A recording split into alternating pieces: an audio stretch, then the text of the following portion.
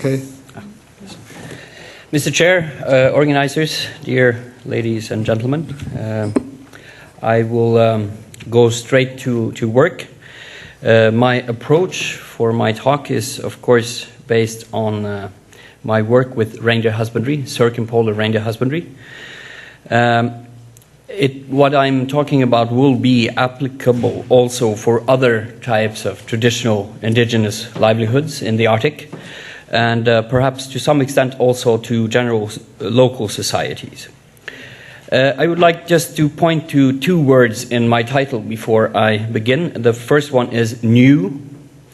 Of course, the situation is that the Arctic is now very quickly becoming a part of the global economy. This is a new situation in the history of reindeer herding peoples. The other word that I would like to point to is that of rapid change, because the changes, the scope and magnitude and rate of change surpass what reindeer herding peoples have experienced before. I need to start with an overview over reindeer herding. This is a phenomena that is found in the whole circumpolar area. It extends into 10 national states, almost all of the Arctic states. We have one exception, Iceland, which we would of course welcome as a reindeer herding state anytime soon, since the ambassador is here. There are 24 different indigenous peoples in the Arctic that base their lives on herding reindeer. I myself am a Sami from Norway, one of these indigenous groups. Altogether, there is less than, it's close to 100,000 people. And of course, in a Chinese context, that is not a lot of people at all. But in an Arctic context, and in particular if we're talking about the high Arctic, it is quite a number still. There are very few other alternatives, have been very few other alternatives for a meaningful life for people in these very extreme areas.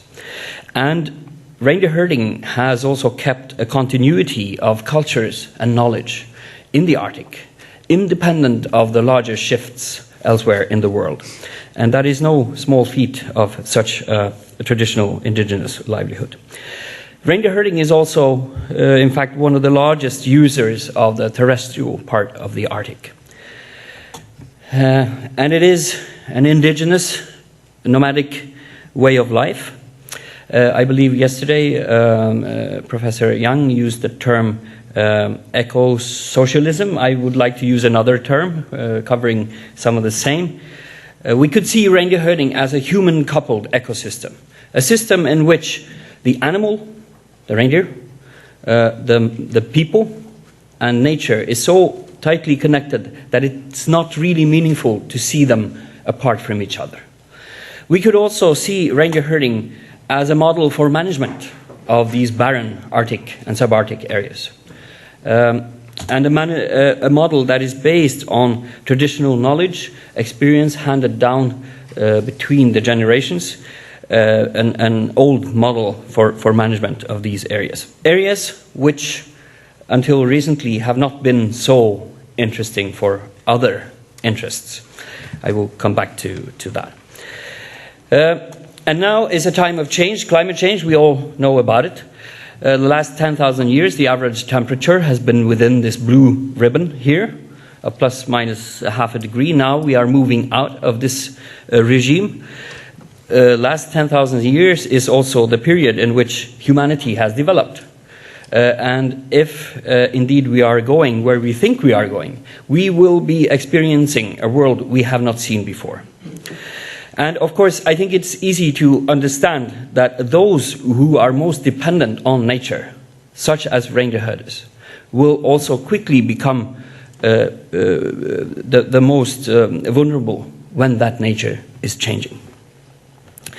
But climate change is one factor, but there are other key drivers in a changing Arctic.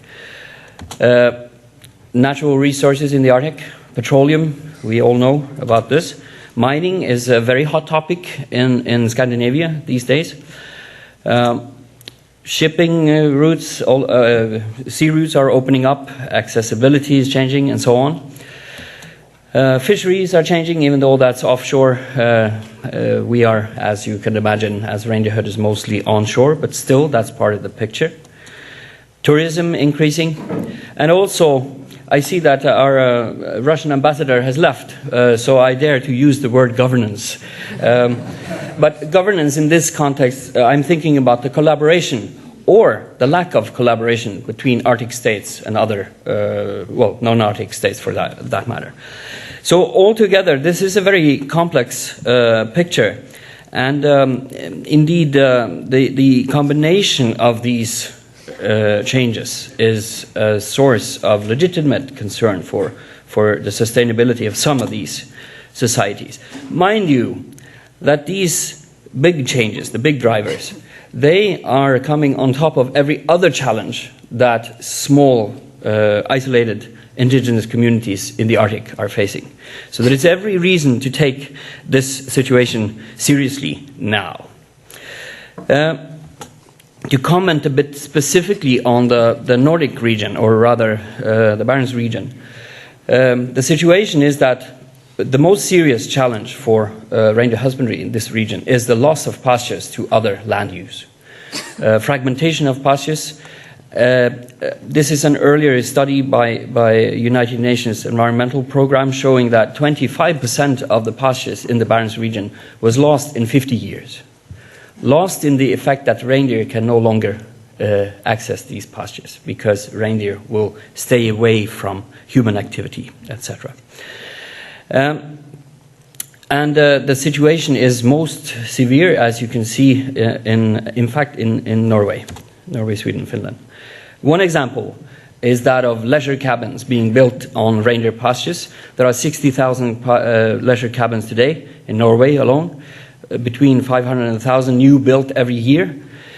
And this takes a lot of capacity from the local communities, trying to limit the damages done on the homeland, on the grazing land, to either stop the fragmentation, try to limit consequences for migration routes, trying to mitigate or negotiate better solutions locally.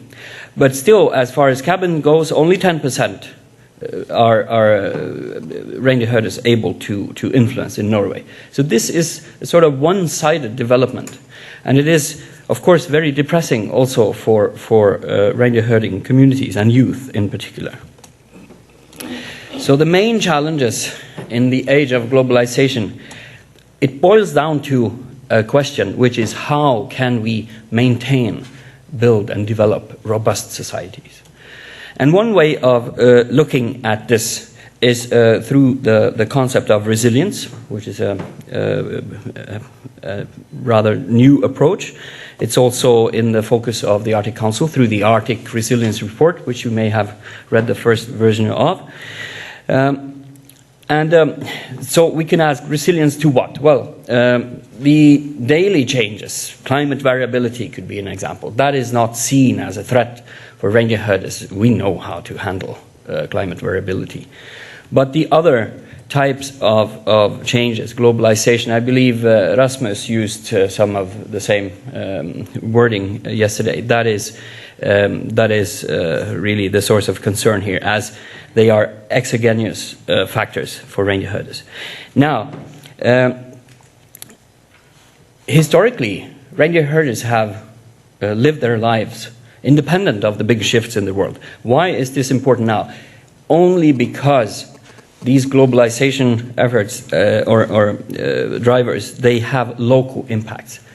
Adaptation to change, for instance, climate change, only happens on the local level, where the impacts are felt. It doesn't happen in the universities, it doesn't happen in the corridors of ministries, it doesn't happen here in this room. Well, maybe it happens here, but only on the local level. And so that is why we have to address this on a local basis, from a local perspective. But resilience Of what? Because you could, our starting point is to see reindeer herding as something more than random livelihood. Everything in our culture and understanding of the world is based around the reindeer. And so if we were to transform this system into something else, transformation as is talked about, it is not no longer meaningful, since everything in a reindeer herder's life will be focused on reindeer and nomadic reindeer herding. But of course it's a question, does it really matter? Do we need to have 100,000 reindeer herders in the Arctic? Could we move them all to a capital, or couldn't they all become miners? These are, of course, questions that others could try to answer. But of course, I think you see our point of departure. And these changes that we are seeing are historical, and it's of course some diversity as to how serious and urgent they are in different areas. But all of this has been discussed thoroughly at the 5th World Reindeer Herders Congress, which was held last summer in July in Alagoya in Inner Mongolia in China, hosted by the local reindeer herders and the local authorities, where especially in the declaration from the Congress, fragmentation of grazing land in Fennoscandia was highlighted. So anyway, this is the most important meeting arena for reindeer herders, and it is a true people-to-people collaboration. I'm also very glad to say that we were honored to receive Dr. Yang as our special guest at this Congress. I see he's not here now, so I think you would like to see these pictures. So new approaches are needed, dearly. And if you have a look at the IPCC 5th report, Working Group 2, the Polar chapter, I was one of the authors of that chapter. That report concludes that one of the common, there are 3 main risks. I don't have time to go into it now, but one of the answers to it is to co-produce knowledge, combine traditional knowledge and science. To make a better outcome of adapting to change. We have our own institute where we have research and training programs. This is very important. Research, the primary objective is of course to gain new knowledge, but research also builds society. Therefore, it is not random where research takes place. We have ourselves a training program for young reindeer herders, building their competence and confidence in adapting to future changes. That's connected to an Arctic Council project on reindeer herding youth hosted by the Russian Federation, where we've trained this far over 160 young reindeer herders. And this is important because adapting to change is not only about planning, it's also about leadership, local leadership. And change, on the other hand, means both opportunities and challenges. Does the tide lift all boats? We could see the changes as a big tide coming into the Arctic. And the answer is yes, if the boat is prepared. We have to make sure that also the small indigenous people's boats are prepared. What to do then? Well, we have products. We have many products from our reindeer, other types of products. There could be markets. There are more millionaires in Russia than there are people in Norway. China, I don't even mention. Perhaps we could look at the sea routes also as an opportunity for reindeer herders, because we could send our products as well to Asia and the West. And we need to try to make the Arctic change an opportunity for all. And increasing value added is fully possible, but the challenge is to do it so that it benefits reindeer herders and not, should we say, random oligarchs in the regional sphere. Therefore, we are creating an Arctic Indigenous Peoples Culinary Institute, the culinary traditions, food cultures of Arctic indigenous peoples is barely used as a positive foundation for development. And of course, everyone have been showing amazing pictures of new buildings, the Aurora Observatory and the polar exhibition plans in Shanghai. I can do nothing less than show our plan. It's somewhat smaller, of course, but I would also like to say that we would invite partners into this endeavor of ours, because we think it's a way that also indigenous communities can position themselves to exploit opportunities in the Arctic. So we need active local societies, we need local capacity building, we need to make an opportunity for all. Thank you.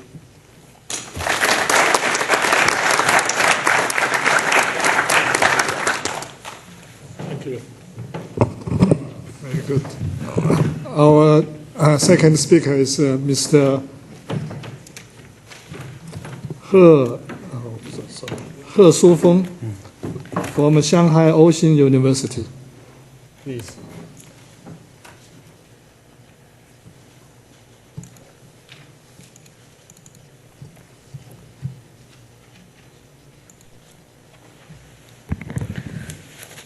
Good afternoon, everyone. My name is He Shufeng. I am a lecturer from Shanghai Ocean University. My topic is world gas market and Arctic gas exploration. I will launch in 3 aspects: world gas market landscape and outlook, China gas policy and market outlook, opportunities and challenges of Arctic gas exploration. The logic of these 3 aspects is that world is entering gold age of gas, including China. China is also entering the age of gas. So Arctic gas exploration has the great opportunity in medium term.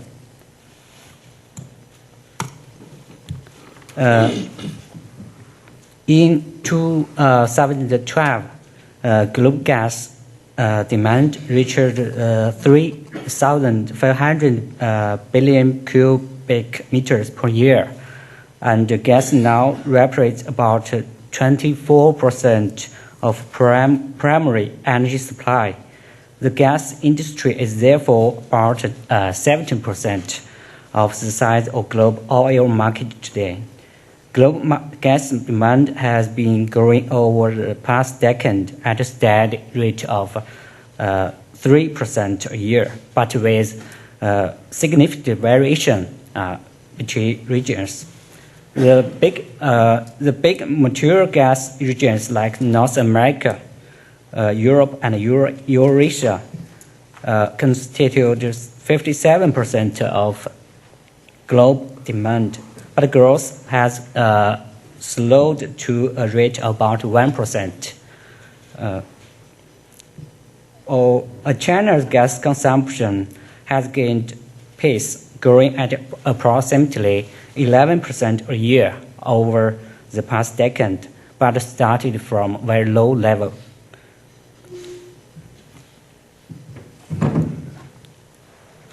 There is a robust cross-border trade in gas. More than 13% of gas now moves from one country to another. As shown in this figure, the largest pipeline exporting regions are Eurasia, parts of Europe, and North America, where more gas is traded by way of pipeline than by LAG. The share of LAG has beginning. LAG imports more than doubled to 327 BCM in 2012, up from 140 BCM in 2000. The largest LAG exporters today are Qatar, Australia, Malaysia, and Indonesia. The largest LNG importers are Japan and South Korea, followed by the UK and Southern Europe. The factors that drive natural gas demand and supply increasing point to a future in which natural gas play a great role in the global energy mix. Global uncertainties afflicting to the energy sector can be seen as an opportunity for natural gas because global natural gas resource base is vast and dispersed widely geographically. Replacing other fossil fuels, natural gas can lead to low emissions of greenhouse gases and local pollutants. It can help to diversify energy supply and so improve energy security. It can provide the flexibility and the backup capacity needed as more variable capacity comes online in power generation. Gas is particularly attractive for regions such as China, India, and Middle East, which are urbanizing and seeking to satisfy rapid growth in natural gas.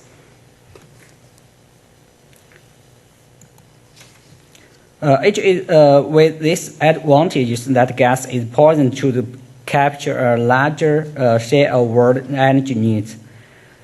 GE report named as angel gas evidence that total world gas demand reaches approximately 4,000 HBCM by 2025, which is 36% more gas than it is produced and consumed today. ExxonMobil forecasts that demand for natural gas will rise by more than 16% through 2014. International Energy Agency predicted a gold age of gas in 2011. In his report, global primary gas demand reaches 5,100 billion cubic meters in 2035, 1,800 BCM more than 2010. Among these projects, there is some parts in common. Over half of the future incremental growth of gas will take place in China, the Middle East, as well as Southeast and South Asia. And gas could play a far more prominent role in the global energy market mix. In terms of the supply, it is thought that conventional gas will continue to dominate and will make up 17% of incremental supply growth. Conventional recoverable resources are equivalent to over 120 years of current global consumption, while total recoverable resource could extend 250 years. All major regions have recovered resources equal to at least 75 years of current consumption. Unconventional gas resources has been estimated to be as large as conventional resources. However, in a research press release, Energy Information Administration will be held on the American base in Montreal.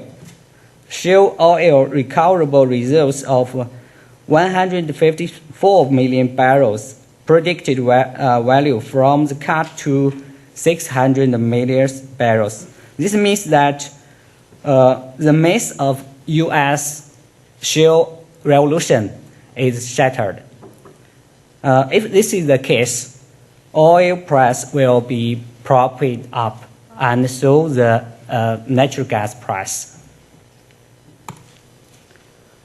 As you know, China's economy has been growing rapidly in the last 3 decades. During this period, Chinese energy demand surged as well. However, natural gas penetration has historically been quite low in China. 3.6% of total energy demand compared to a global average of more than 20%, thanks to the availability of domestic coal and the structure of the economy. Despite the main role it has played in China's energy mix in the past, a combination of economic, commercial, and policy developments are now making natural gas more attractive and competitive. According to China's 12th five-year plan from 2010 to 2015, the share of natural gas in China's total primary energy consumption mix will rise from the current 4% to 7.5%. Total gas production will rise from 94.8 billion cubic meters to 156.5 BCM. Natural gas import will rise more from 17 BCM to 93.5 BCM. The Chinese population with access to natural gas will also grow from 180 million to 250 million. China gas consumption of 2013, last year, is 168 BCM. And the gas import is 53 BCM. It's a 24 growth compared to 2012.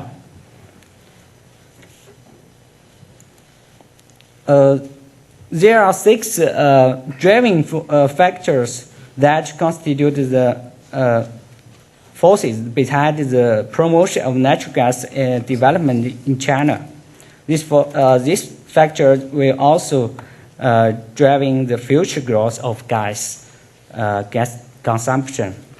The first factor is domestic environmental pressure. As you know, China air pollution is very serious.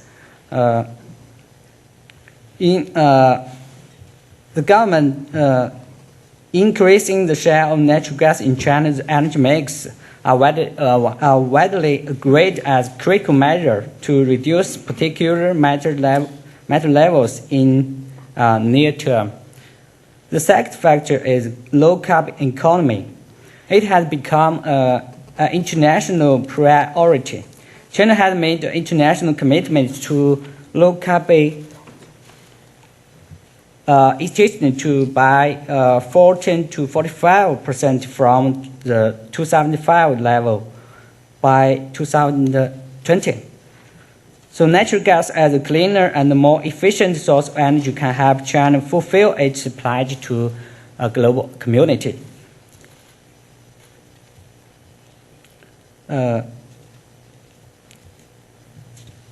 Because of time limitation, the following factors I will not explain in details.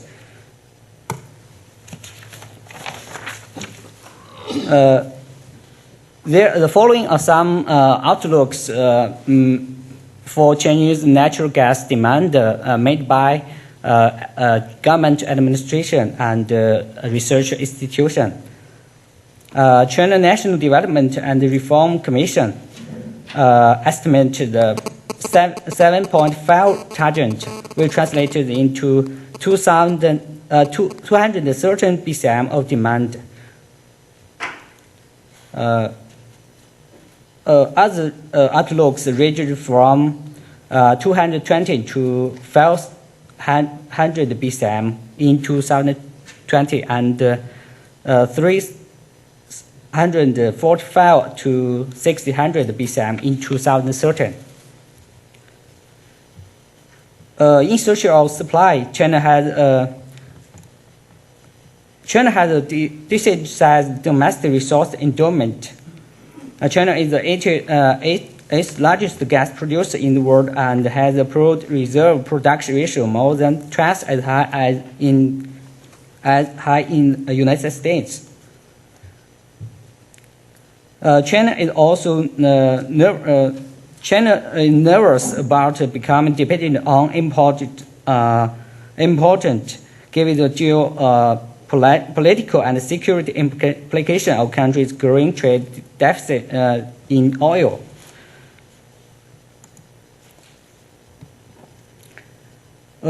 Now let's come to Arctic gas exploration. As we know, Arctic resource development is both high cost and high risk. More specifically, a challenge to Arctic recovery is the following 6 factors.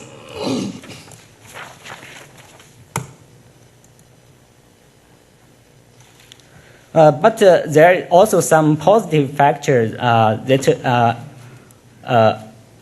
happened. The world entering gold age of gas, also adaptation of China energy policy, and the great demand of natural gas. China and Russia has settled a deal of $400 gas deal. This evidence, despite the challenge mentioned above, large-scale Arctic gas exploration still is predictable. In my opinion, I think it's in the medium term, Arctic gas exploration is predictable and inevitable because market decides everything. Thank you. That's all my presentation.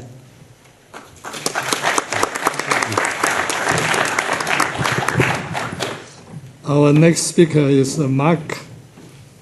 Marc from Victoria University for Wellington, New Zealand.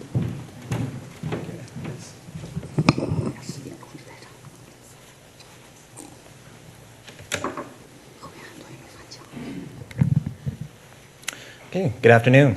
Thank you very much. As was noted, my name is Marc Lanteigne.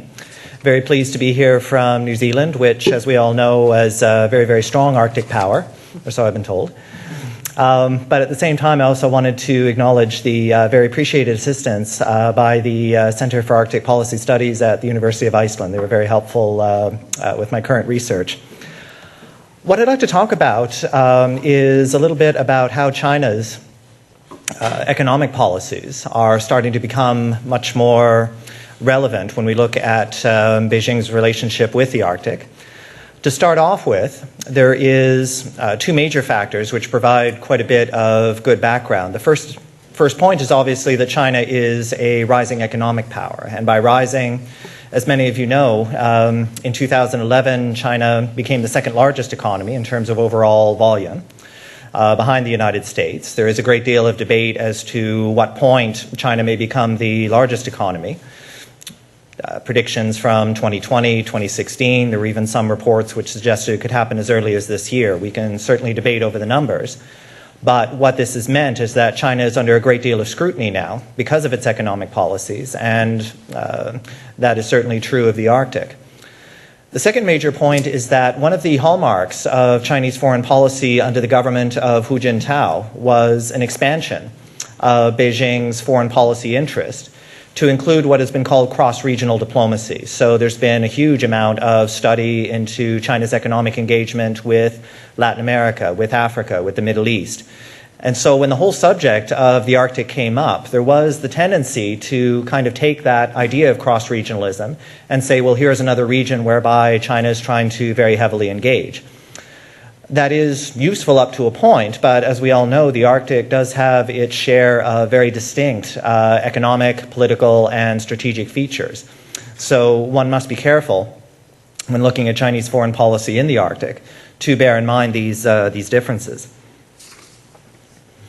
So as China is settling into great power status as an economic power and as a political power, there has been a great deal of debate over whether or not China's economic size will put it at odds with other major powers, especially the United States. There has been a slew of articles written recently making comparisons to the past, making comparisons about the fact that great powers very often compete for economic dominance, economic power. Quite a few pieces written about 1914 and whether or not history is repeating itself in some way. Again, very useful as an intellectual exercise, but it must be remembered that times have changed considerably over the past century. We are in an international system that is saturated with international institutions, both bilateral and multilateral. And there is the argument, and a very compelling one, that tends to blunt the idea that great powers will settle economic disputes using force or pressure diplomacy. So how do you define China's emerging economic interests in the Arctic?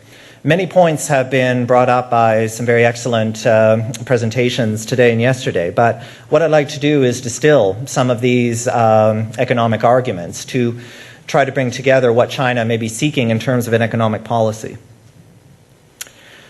First of all, bilateral, and that has two major components. The first, I'll be explaining this a little bit more in depth, is the idea of free trade, liberalized trade, which has certainly had an effect on the Arctic region.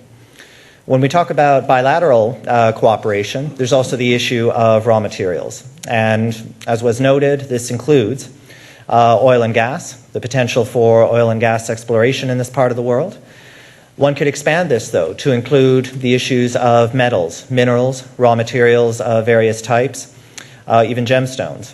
I'm going to be explaining shortly, Greenland has been seen as a potential great source of raw materials, metals and gemstones and so forth. When I was in Greenland for the first time, I had a chance as a hopeless non-geologist to have explained to me exactly what the process was about. And at one point when I was at one of the ministries, I was handed a rock about yay big, and I was told it was aluminum oxide coupled with chromium, otherwise known as a ruby, about yay big, uncut of course. I asked if I could keep it. They said no, but it was still very illustrative of the potential raw material potential that exists in Greenland right now. One thing that China is very concerned about on the subject of raw materials, though, is the question of very overt competition.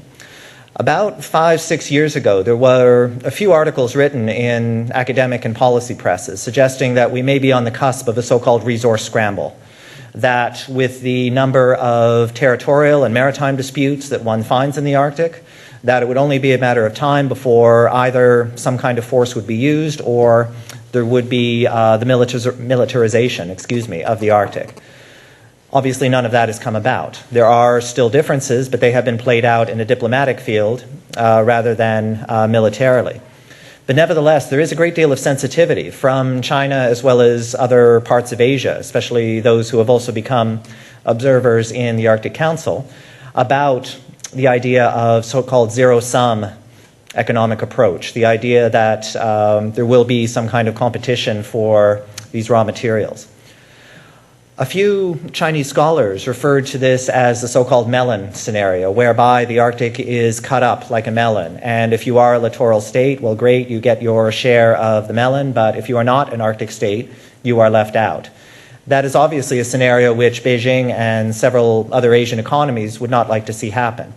Hence, the insistence by Chinese and other Asian policymakers that from an economic point of view, the Arctic should be treated as an international issue, not strictly as a regional issue. There is obviously some debate and disagreement over that. Second, very briefly, the sea route issue has been brought up. It is very, very important to China's economic interests. I would only add to that point that over the past 3 years or so, the Chinese government has announced a so-called rebalancing of the Chinese economy to put more emphasis on stimulating domestic growth, to build indigenous industry.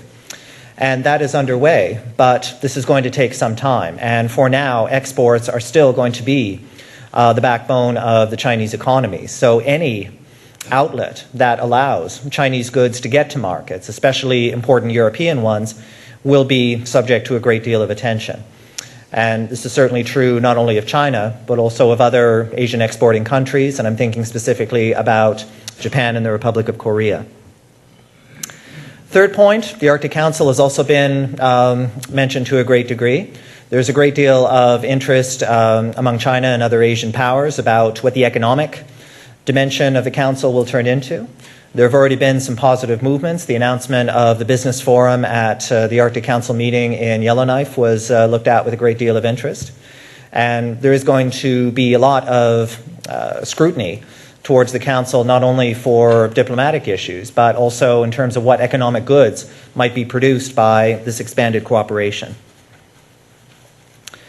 So trying to define China's Arctic policy, well, for example, in 2009, a Chinese policymaker said, well, China does not have, and I'm quoting, China does not have an Arctic strategy per se. At the moment, there is no single document that really outlines what China's Arctic plans are. One thing I'm suggesting, maybe making a fearless prediction here, is that a white paper or a similar document would probably make an appearance sooner rather than later, for two reasons. First of all, there is a great deal of information and very good quality scholarship being produced in China about a variety of different Arctic issues. A white paper would allow for a consolidation of this information.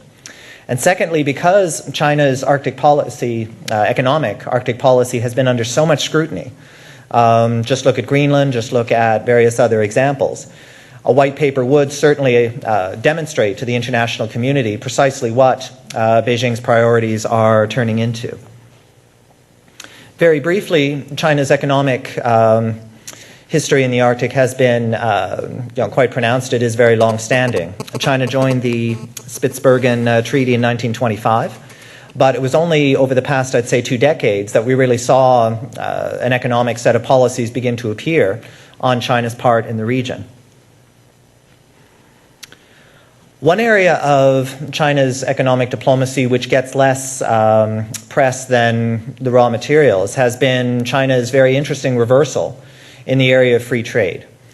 Now, coming from New Zealand, New Zealand has a history of free trade with various countries dating back at least as far back as the early 1980s, whereas for China it's been a much more recent affair.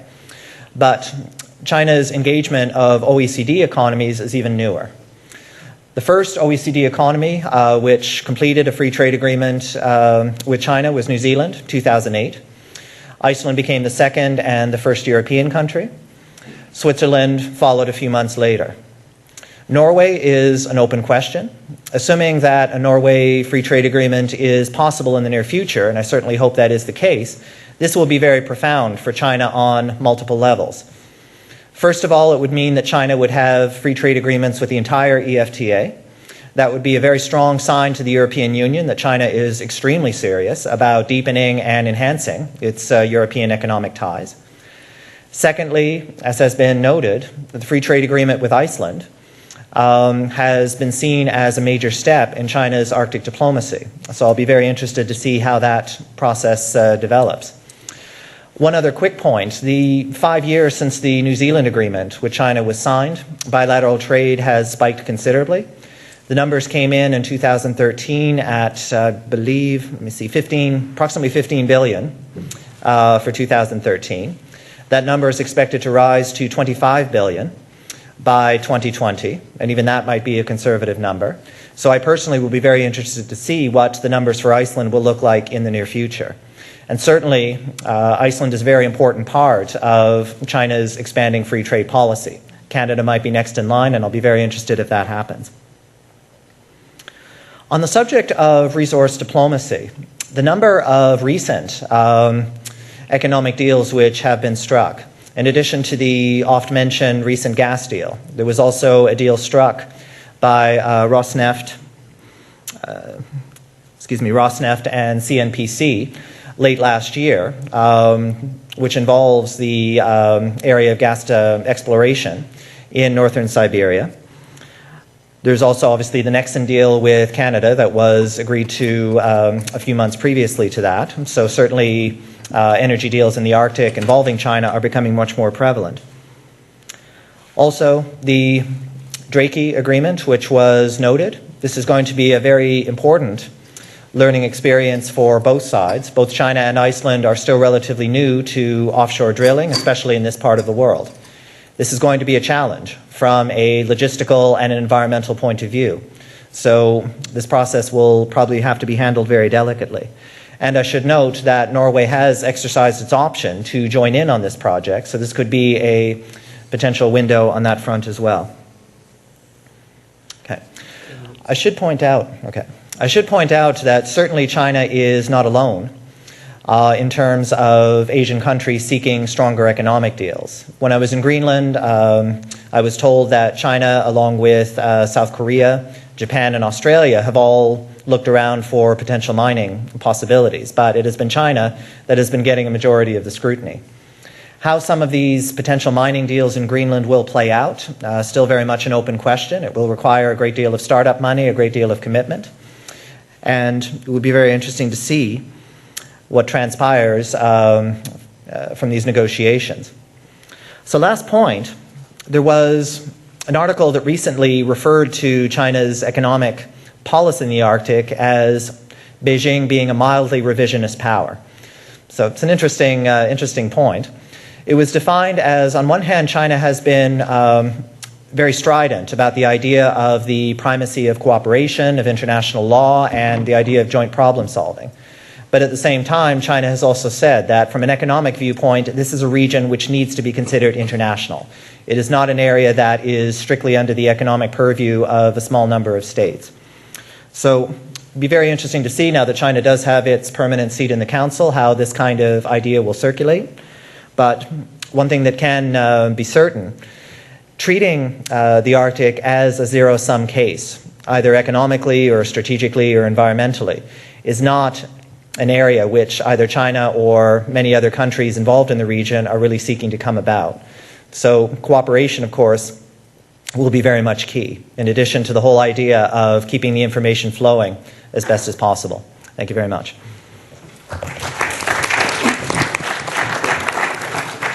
Exactly 15 minutes. Very good. Okay. Our third speaker is Shufeng from Tongji University, Shanghai.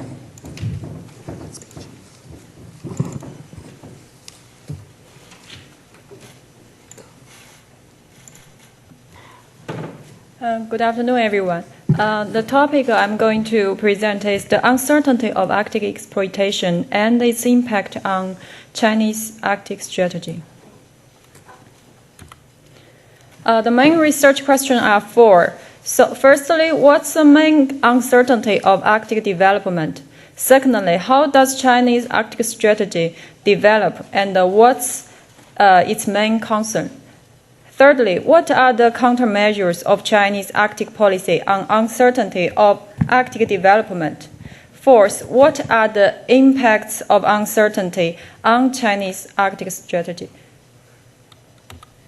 Firstly, there are some well-known research institute published some reports on the risks and the responsible management and the benefits and costs of coal, this kind of report. The first one is by FNI and DNV, Active Response Development, Risks and the Resource Responsible Management. The second is published by CSIS, Active Economics in the 21st Century, the benefits and the cost of coal.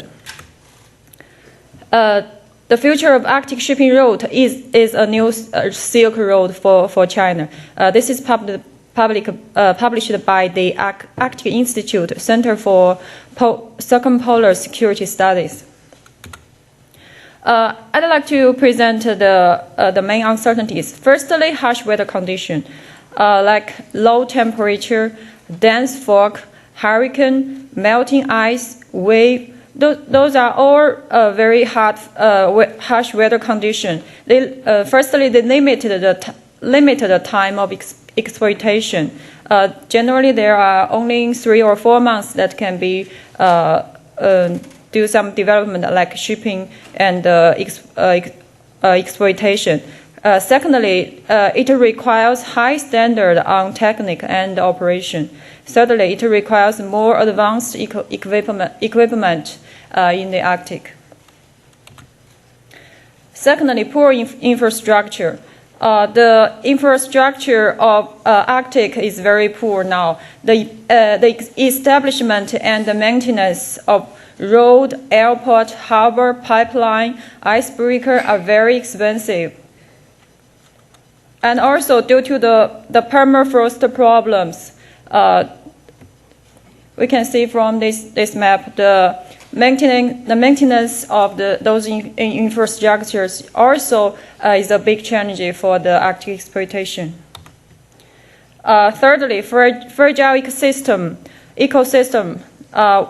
As we say that there are a lot of people concerned about the ecosystem of Arctic, such as fishing ban and of the opposition of environmental organization and the indigenous people extra. Therefore, it needs the standard of operation and the equipment in the Arctic on fishing, oil and gas exploitation, shipping, natural resources exploitation. Take example, China and Iceland and the Chinese oil company just signed a contract on the oil exploitation in the north of Iceland. But I have interviewed some Iceland scholars. They said that maybe there will have some strong environmental opposition on this issue. It depends. The effect of world market is also a very important factor, such as the world energy revolution affect the oil and gas business exploitation. But just now, Professor He has mentioned that there are some new development on the shale gas and oil. But I still think that it depends on the new development on the reserve of the shale gas exploitation.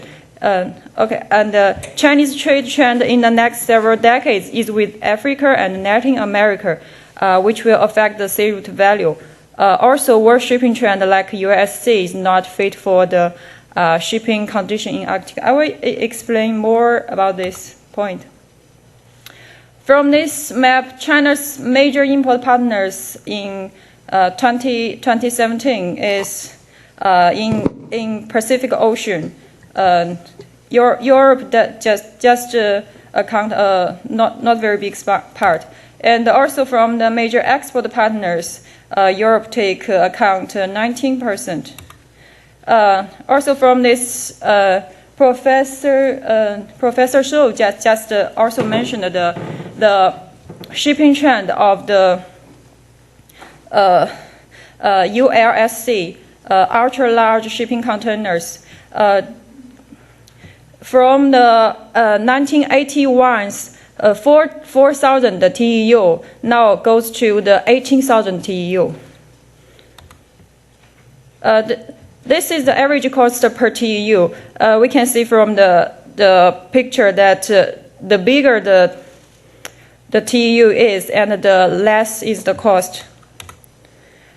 But in Arctic Ocean, it's very difficult to use the ULSC due to the northern sea route is very shallow, and there are also some choke points.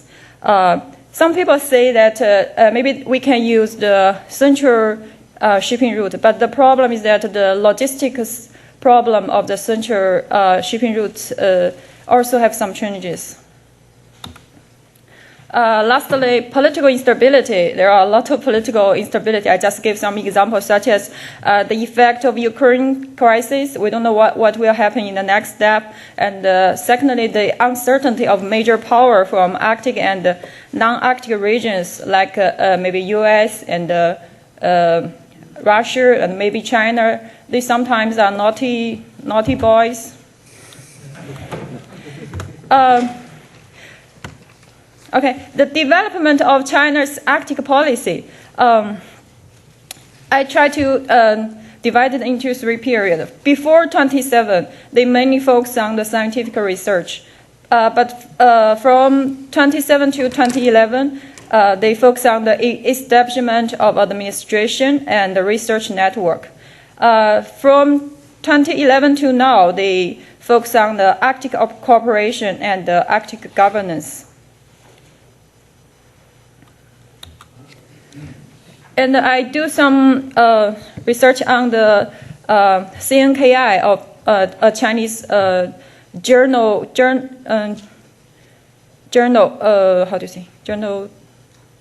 CNKI. So the main theme of China's recognition on Arctic, there are several main points, main themes: security, governance, law, geopolitics, cooperation, economic exploitation, and risk. And we can see the exploitation, cooperation, and governance take and the law take a big part. But as for the risks, I don't think it take a big part. I just find several journals and only several newspapers to concern about the risks. But I insist that risk will play an important role in the Arctic research in the near future. The countermeasures of Chinese Arctic policy on the uncertainty. Firstly, I think they need more prudent investment, especially on oil and gas exploitation. They have to watch on the world market, the development of the world market. Secondly, further involvement of Arctic governance, such as the regulation, standard-making process, search and rescue cooperation, environment protection. Thirdly, cooperation with Arctic states, like China-Nordic cooperation, China-Russia cooperation. Next, the impact of uncertainty on Chinese Arctic strategy. I still think that although there are a lot of uncertainties, but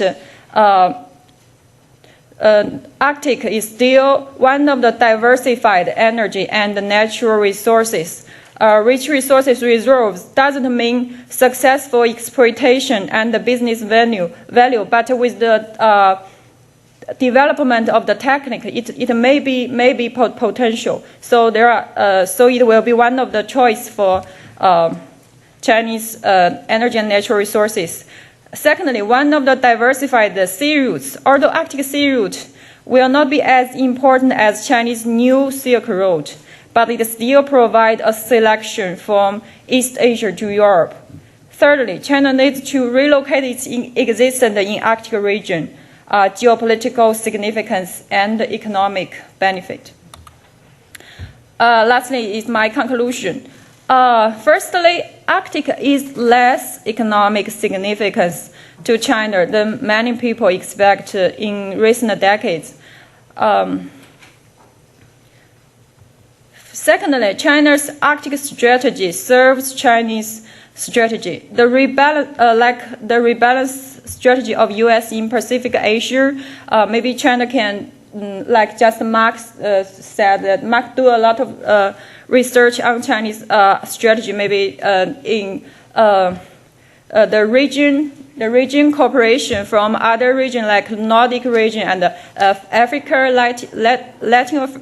Latin America, also the choice for the Chinese strategy. Thirdly, the cooperation of China and Arctic states in Arctic will be helpful for the cooperation of China and Arctic states in other regions, such as the Nordic states, but not the part of the Arctic, and also China and Russia, China and the Nordic states relations. Thank you. That's all my conclusion.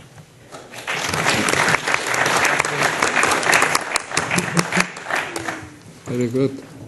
Our last speaker is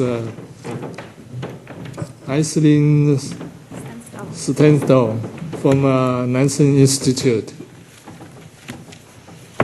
Let's see.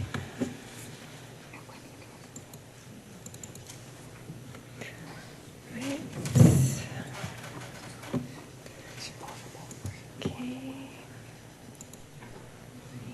Yes, good afternoon. I would just start by thanking the organizers for this conference. It's been great so far, and we still have a few presentations to go. And so mining the Arctic, Asian interests and opportunities. This research is still a work in progress, so I'm not really done. Hopefully I'll get something published this year. I'm looking at minerals and all minerals except oil and gas. And also by Asia, here I refer to China, Japan, and South Korea, because those three countries are large mineral consumers. China is also a large mineral producer. So to narrow it down like that made sense for this study. And when I talk about the Arctic, I'm not really talking about Iceland or the Faroe Islands, because there is not much mining activity in those two places. And before I start, a little bit of advertisement for the AC Arctic product website. If you haven't already checked it out, please do. We continuously update it with relevant news and also a good selection of academic publications on Asian interests for the Arctic. So for my study, I started by asking just what is extracted in the Arctic, what kind of minerals, and secondly, how does that match with Asian demand, import demand, and Asian interests. You might have heard, of some. We're probably all familiar. I mean, mining has come up quite a couple of times during this conference, especially in reference to Greenland. But there are also in Alaska. There's the Red Dog zinc mine, which is large on a global scale. And also in Sweden, in Kiruna, they're moving the whole town to continue extraction. So there are some activities. And here we have a map.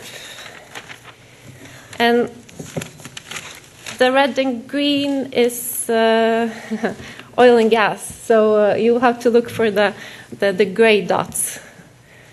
And this is actually a tip for if there are anyone from the Arctic portal still here. Yeah, okay, yeah, Halder, he showed quite a few great maps yesterday. I have yet to find a good interactive map or a good database on mining in the Arctic, so you have the job cut out for you.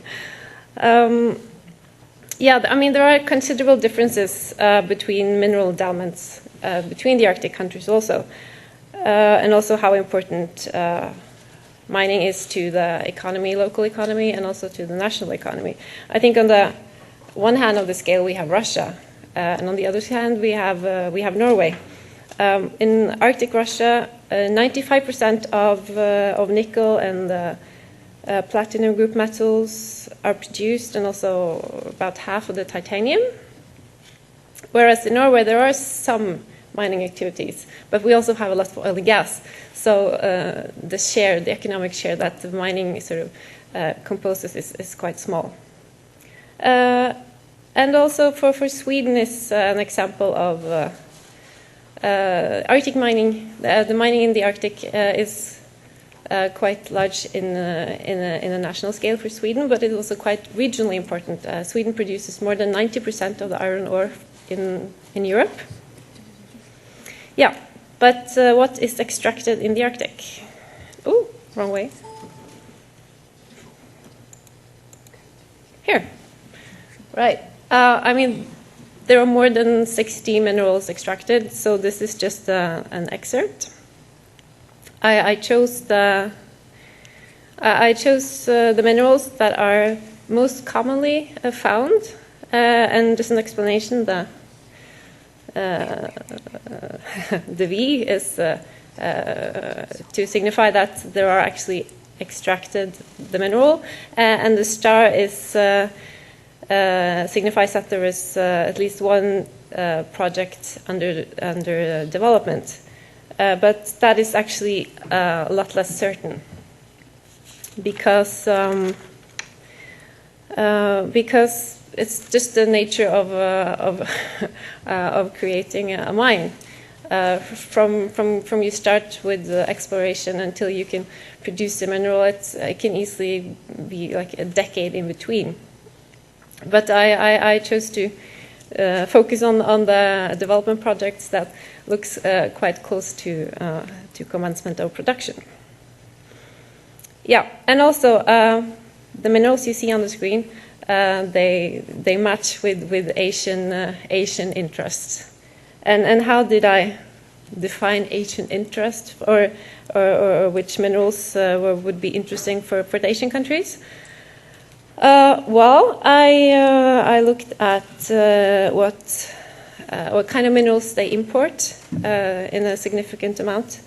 I also looked at which minerals they stockpile, and finally also what kind of investments, mineral investments, what minerals are they, the Asian companies investing in other places. Yeah. And, if you can just look at the tin and vanadium, you see that they are not very commonly found in the Arctic, but they are examples of strategic minerals. Tin is very important for Korea and Japan. They both need to import what they use mostly. And also vanadium is signified as strategic for all the three countries.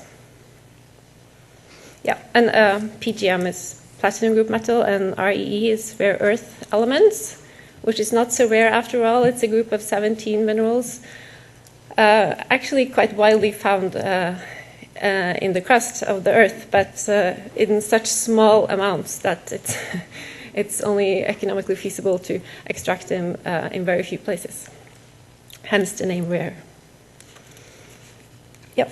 And this is another point. Just compiling this list was actually not very easy because there are a few stable, large operations, mining operations that have been running for years and decades, and then you have other projects which run for a short time and then are closed or just not economically feasible. Yeah. Right. But Asian interests, I need to clarify what I mean, and what I have done is I have created this typology to decide what kind of Asian interests there are for minerals in the Arctic. And on one hand, we have non-interest and awareness, which would be like no contact and just really no attention to the mineral industry in the Arctic. Another one up the scale would be passive interest, following business news of what's going on in the Arctic. And what we're really interested in, or I'm interested in here, is of course the active interest for Arctic minerals, which would be sort of buying directly from the Arctic or signing MOUs or investing in the Arctic. Yeah, and what did I find? Not much of active interest. I don't claim to have the full list but I will give you some examples, and I think that's actually quite quite a lot. In terms of assets, the Chinese company Blue Star bought Norwegian Elkem a couple of years ago, and with the Elkem company followed a quartzite mine in Finnmark. And in 2009, Japanese Sumitomo bought the Pogo mine in Alaska. It's a gold mine, which is fully owned and operates. And also there's a joint venture in Canada, Sigavik Uranium, and the South Korean Daewoo owns 1.7% of this joint venture.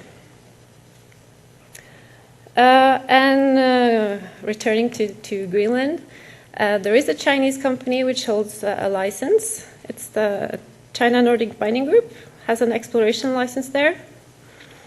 And also, not so long ago, in April, Australian Ironbark Zinc signed an MOU with China Non-Ferrous Metal Industries for an engineering and construction.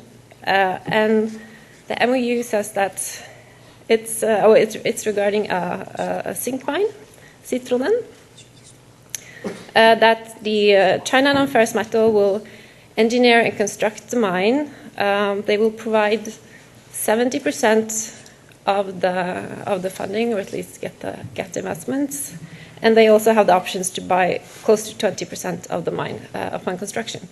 However, Ironbark still only has an exploration license for this. They don't have an exploitation license, so they don't actually have a license to operate the mine yet. Yeah. So. Yeah. I don't know how much time. I have not too much time. Okay, I'll just skip that. So if there's not too much active interest now, then I mean, assuming that there will be more active Asian interest, then which factors would influence these opportunities? And I think prices are definitely key. And Su Ping has sort of touched upon a lot of the factors already. When you're this late in the conference, it's hard to say something new almost. But I mean, raw mineral prices are set by the world market, and that kind of determines if you can make money on running a mine. And of course, if you can obtain a mineral for less somewhere else, then why wouldn't you?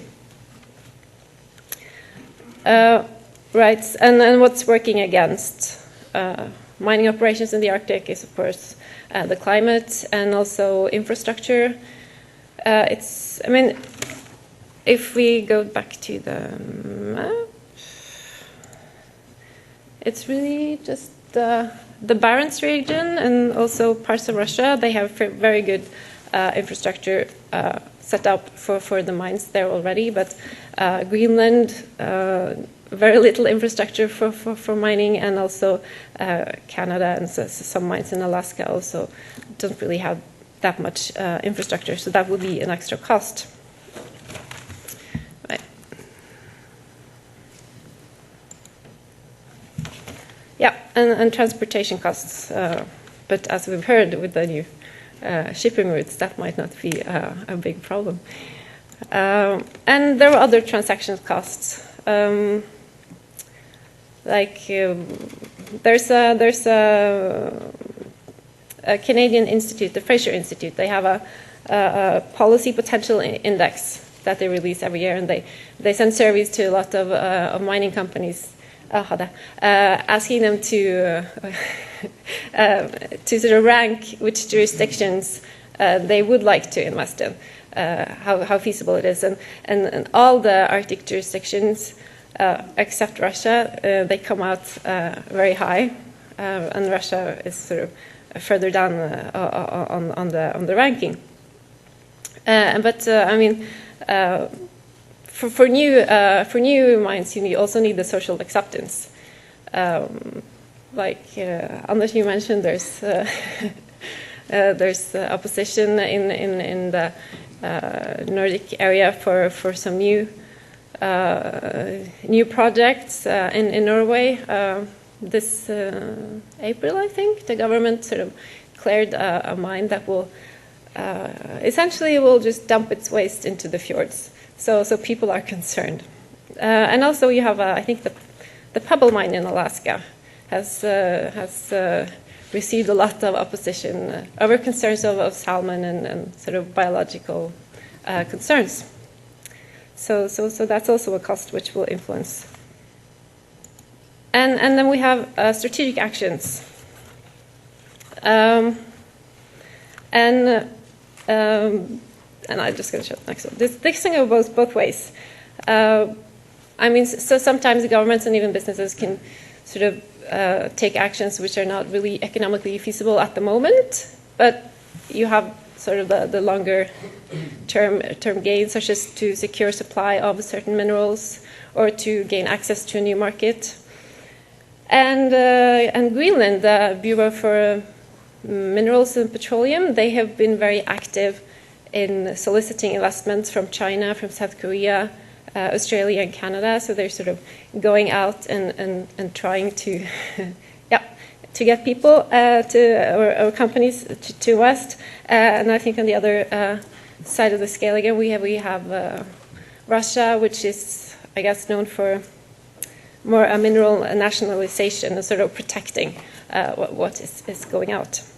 So in conclusion, I think, I mean, as of now, the opportunities are greater than what's actually happening actively of Asian active involvement in Arctic mining. And for the Arctic countries, I think it's, I mean, you can either just let market mechanisms run its course, or like Greenland, you can sort of take an active stand and go and seek Asian involvement. Thank you. Thank you. We have how many minutes are left? About 15 minutes for questions and answers. Well, the lady. Thank you all for your presentation. Very interesting to hear about the developments in the north. My question's for Dr. Stensdal. I think you very clearly explained how you identified interest, but I wondered how you identified Asian. You said Chinese, Korean, or Japanese, but I wondered how you identified whether a corporation was Chinese or was Japanese. I'm thinking particularly of Greenland and London Mining, which is a terribly British name and is registered in UK, but as I understand it, it's Chinese money behind it. So I was wondering how you were identifying what constituted a Chinese interest or a Japanese interest. Thank you. Yep. Thank you. That's something I really struggled with.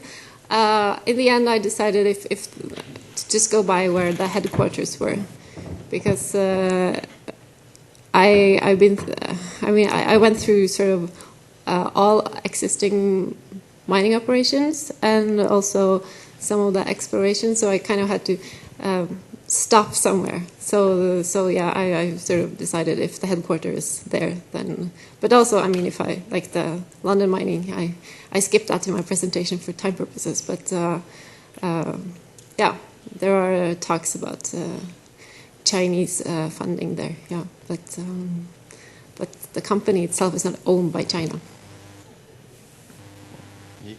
Professor. Thank you. And I would like to give some of my humble comments on the markers marks your presentation. And two questions. The one is about the attribute or property of the Arctic issues. The Arctic issues is one regional or international or so-called transboundary issues. I think much more has been discussed. I would like to give some words. As we know, and the Arctic is, maybe we can say, is a victim of global change. As we know, and the global warming, and Arctic has become warming at the rate of 2 times than the rest of the world. But also, and the Arctic change has strong impact on the rest of the world. So we can say the Arctic one hand is the victim of the global trend, and also is also the driver of the global trend. So we can say, conclude the Arctic is connected strongly linked with the rest of the world, including the middle latitude. Also, that's in the second aspect, that's economy. As we know, the material extraction and ice shipping, I think need more and more the international participation. As we know, the Russian President Putin claimed to build Northern Road as one international road, match the southern lines through Panama Canal and the Malacca Strait.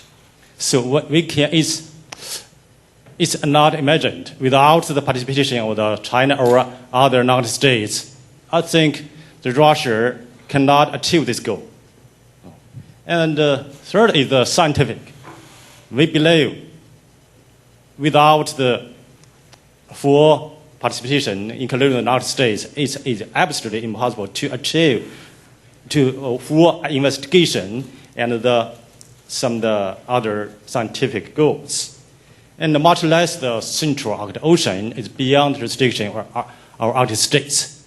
So we can say the Central Arctic is probably to say is the common interest, is the common territory. Actually, as we know, one thing is very popular, is overspread a few years ago. That is when some Chinese scholars, especially when officials from the PLA, announced the Arctic is human being heritage. I know very well this story. Who is this? This official is called the Yin Zhuo, Professor Yin Zhuo. So and this new story, I think I asked him, is that your words? He said, no, my words is North Pole and adjacent water, Canadian water, is human being heritage. Instead of the overall Arctic. But unfortunately, Professor Yin Zhuo's words is distorted by some respondent, and so is hyped up over and over. Up till now, it's very popular. Oh, China has ambition and crazy inspiration to want to occupy the claim territory, the Arctic, but it's not exactly. It's not true. Okay, be brief, please. Okay. So I think it's perception. The second is the zero sum. I don't think China will apply zero sum theory to the Arctic. I think it's Chinese government to keep clear in the mind that she wants to achieve his interest on the basis respecting the core value and concern of Arctic states. Surely, without their respecting, without this, China will fail. So, and China high value of the multilateral wind theory in the Arctic issue. Okay. Professor Yang, please. Thank you all the speakers for your contribution. I have a question for the Anders Oskal. A special thanks for two things. One thanks to youth, and another thanks to the organizer. There's one representative from the indigenous community can give your voice be heard. When you give an introduction about the resilience to the rapid change, I think the resilience is very useful term for the natural ecosystem, and also if you adapt it in your community, that's the social ecology. So I think you use the adaptive measures, adaptive management as very good for us and understanding your situation and what your knowledge can be useful for that governance. You give your introduction. Give me a very impressive. Is that you use the word the human capital ecosystem. I like that word. I think so. It's very useful. And another thing is that your introduction about your youth education, about their tradition, about their future of your community, and the other is international cooperation. My question is about the, there's as for the adaptive measures as a resilience of the approach. There's another. When the change pass at some point with a threshold, there's a point of no return. You have to get some transformation. So is there any transformation policy or management be prepared in your community? And the other things that how can you get your internationals or your community's voice being heard, or to influence the policy in the domestic, in the nation level, and also in the at the council level? The other things you mentioned about you try to facilitate the science cooperation with the traditional knowledge. In China we have a very good tradition and knowledge about the Chinese herb medicine, including acupuncture. In the last century, there's some dispute about that. It's a Chinese, the herb medicine is a science or not. But now it's the issue will be settled. I think traditional knowledge, how can you, in which way, by what kind of the platform you can combine the traditional knowledge and science together to make a resilience approach to realize the sustainable development in your community. Thank you very much. Yes, thank you, Professor Yang, for very timely and relevant questions. As for transformation,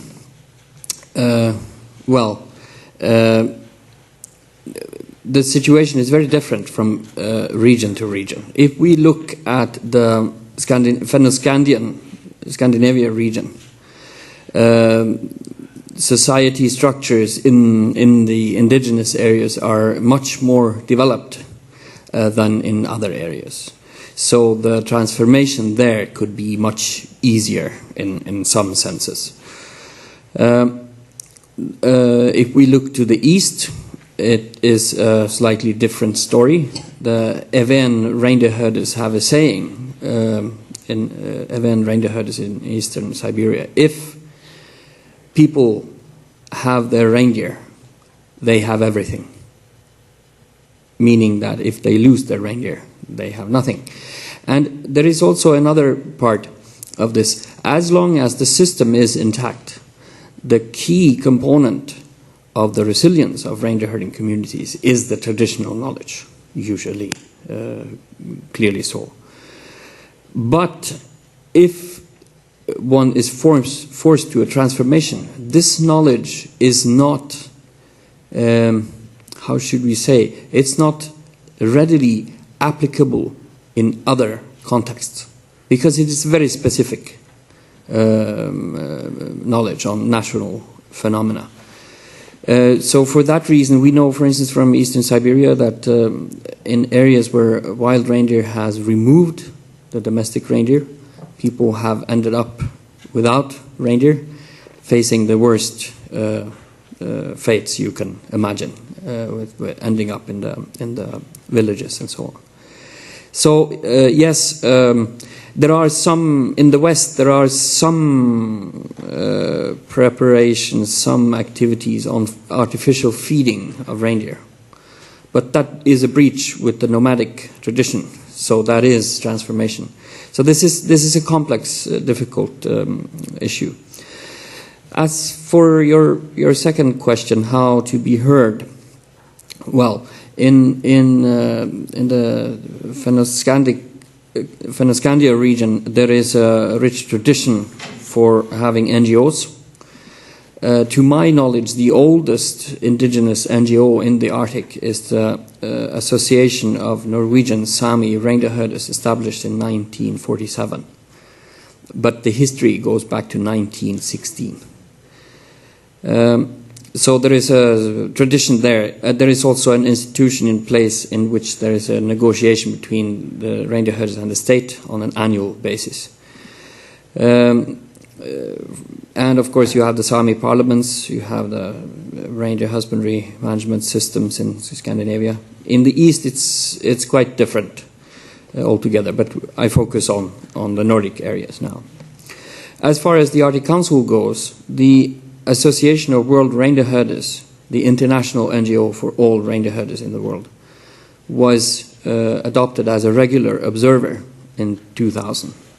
And of course the Arctic Council has transformed too, which maybe is not unnatural, thinking that the Arctic is transforming. On the other hand, it is now a situation in which there are many observers, and many large observers, and to that end, it is not as easy to be able to, well, observer, you could observe, but you could also be observed. It is not as easy anymore to be observed, to put it like that. But of course, it is a very important matter that our international NGO has observer status in the Arctic Council, of course. As for platforms for integrating or combining scientific and traditional knowledge, this is something that is very easy to talk about. And I guess everyone, at least from a purely cultural point of view, agrees that, yes, traditional knowledge is important. It is real knowledge. I could give you one example to illustrate. One of our PhD students, a reindeer herder, identified 318 terms for snow in one Sami dialect. We didn't invent those words for fun, obviously. This is a necessary understanding of our natural environment to be able to live and survive and thrive in the north. But to integrate this knowledge with science is easier said than done. But we have developed some methods. Other environments have developed some methods. We have very strong faith in what we call co-production. It is something, it means involvement in the entire process of traditional knowledge holders. So it is a demanding exercise, but a very rewarding one. I think I will stop there.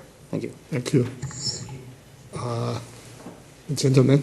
Yeah. Yes, good afternoon. I'm Christian Skram from the Center for Arctic Policy Studies. Thank you for your very interesting presentations. I think my question is probably also directed towards Anders. A lot of presenters here today and yesterday have used the term Arctic identity, and I was wondering if you could delve a little deeper into that term for us. And for example, is there an Arctic identity? Then who creates it, sustains it, negotiates it, and for example, do indigenous people in the Arctic identify with each other, and how? I think it's a question for you. You have a comment?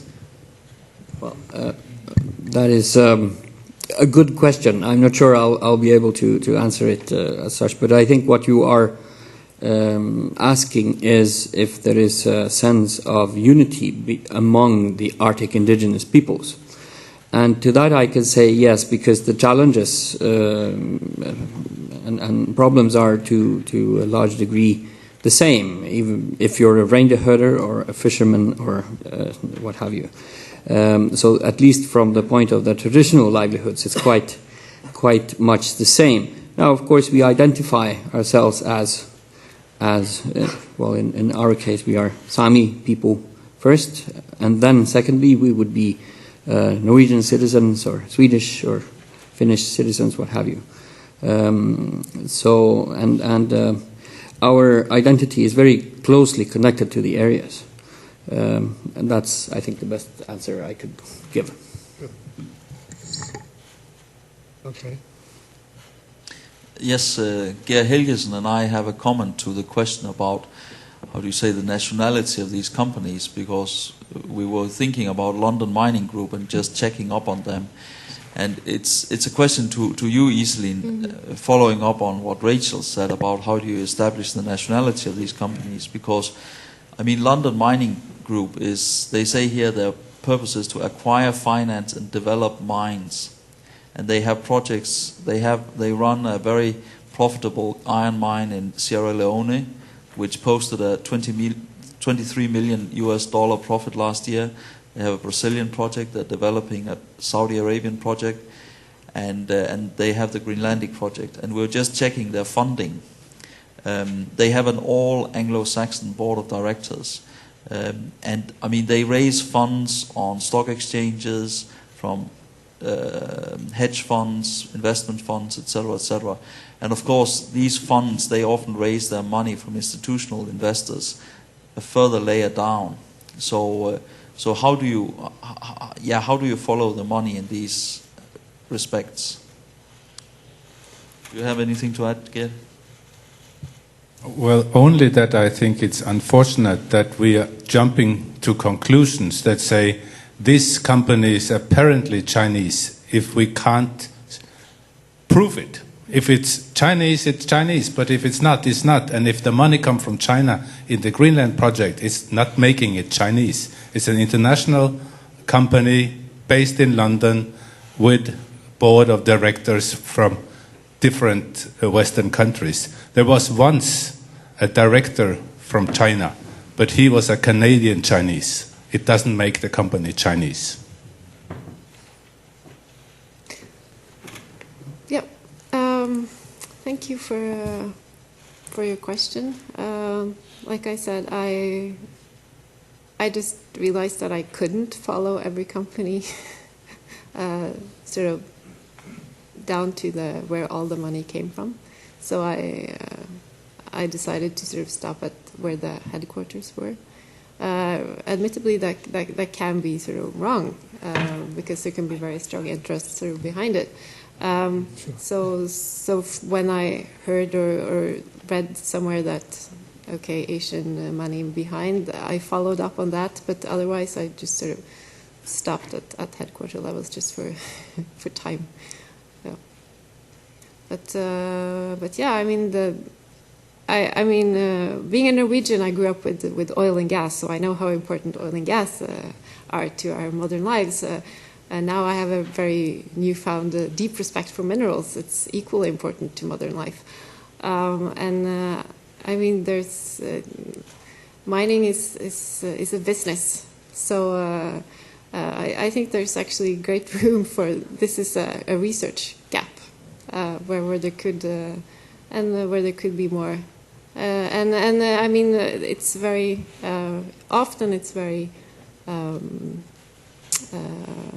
polluting. So in an Arctic context, it would also be sort of good, I think, to do more research and then at least keep the focus and attention to the mining developments in the Arctic. Okay, last question. Give to you. I'd like to ask a question to Stensdal. I might have misheard you, but I thought I heard you mention that the infrastructure in the eastern Siberia is in place. That is, I don't know, maybe I misheard you, but if we take Sakha Republic as an example, the infrastructure is much in place in the south, not so in the north, while the south is very rich on mineral resources and other types of resources. In the north, there is now suddenly, the authorities have been aware of very large gold fields in the north, in the Tompo region, in the Verkhoyanski mountain range. And the businesses has also been aware of this, but because there are no infrastructure at all available, it has not been feasible to even think about it. In these areas, if there is no ice on the river, you cannot transport anything, to put it bluntly. With the opening of the sea route, this is changing. Now businesses are on the Russian side actually working to prospect, to make investment prospects out of this. So already the opening of the sea routes are already driving investment decisions in the industry. So I just wanted to make that comment. Thank you very much. Okay. We have an excellent session.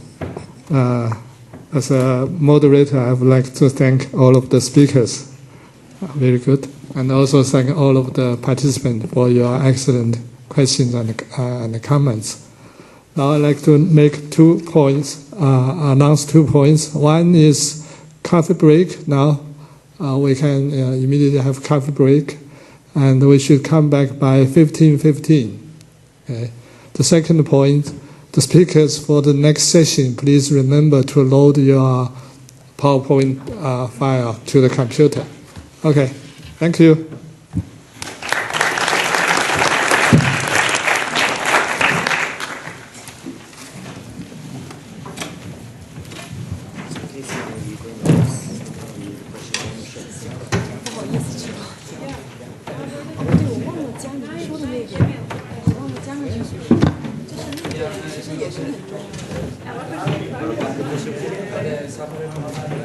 Til helgen? Er du ikke spændt for at høre på helgen? Ja. Kom on. Gjør hun mann?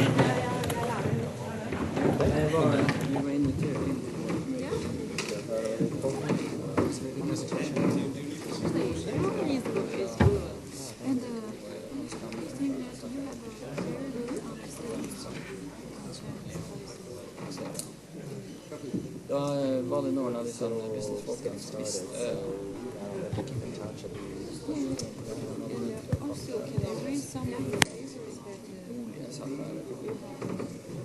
At the moment I have one of these recordings, but I can certainly keep in touch to collaborate on at some point. The respective work is close enough to each other that we'll be able to use it. Det har jo vært Sure. I'm so glad you did. You have interest. investeringer sørover i infrastruktur. Now I'm trying to develop Det holder jo på med China's Arctic strategy. Så industriell utvikling. But you think that you're very interested in Economic security, primarily, like how economics and security in the Arctic are starting to overlap. We're trying to figure out. Ja, det kan jo være bra. Ja, okay. Men når var dette? Det er liksom. If you have some paper, give it to me and Bare vise at why did you give it to me? I'll show the notes are messy. But Yeah, no, yeah. You may have opinion that I don't know how to study abroad. Det hadde jo vært artig om det var liksom økning sånt bare for eksempel siden. I dette tilfellet var det kult. Så, og jeg vet ikke, det er kult så følger vi Freezing of West yeah. for you, but I had to learn those words. Yes, that's my problem. But maybe my advantage is that I know a little about China. Not only that, though, a lot of the phrases are used not necessarily in the best way. Like I was talking before, like there were many articles in the West about 5 years ago saying that it was only a matter of time that Russia and Norway would be fighting each other, and US and Canada would be fighting each other. So the whole idea of zero sum, like only one must win and somebody else must lose. So it became very popular back then. But then Russia and Norway, they settled their borders. Yeah, very quickly. So it doesn't seem to be fitting the model very well. So I use kind of theory, but I say, well, we shouldn't necessarily give too much attention to it because sometimes we don't necessarily follow.